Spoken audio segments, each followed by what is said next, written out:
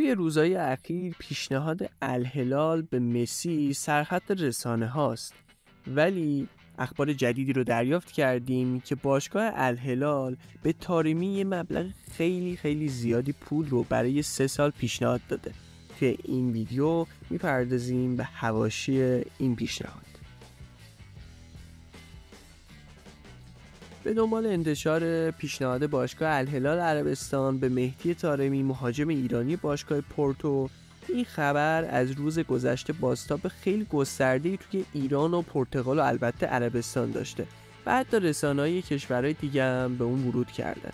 یکی از این رسانه‌ها وبسایت توتو مرکاتو ایتالیا است که مدعی شده باشگاه الهلال به طارمی پیشنهاد 3 ساله ارائه کرده.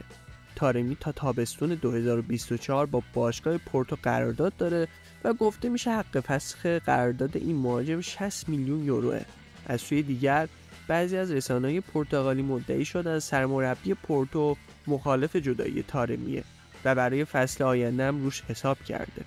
البته باشگاه پورتو برای اینکه از ترانسفر طارمی درآمدزایی کنه مجبور اونو توی تابستون آینده به فروش برسونه. در غیر این صورت اگه طارمی قراردادش رو تمدید نکنه پولی به این باشگاه پرتغالی برای انتقالش به باشگاه دیگه نخواهد رسید. گفته میشه پیشنهاد الهلال برای 3 سال حضور مهاجم ایرانی در این تیم چیزی نزدیک به 1500 میلیارد تومنه. شما توی کامنت ها به من بگید که آیا مهدی طارمی اونقدر بازیکن خوبی هست که تیمی براش 1500 میلیارد هزینه کنه یا نه؟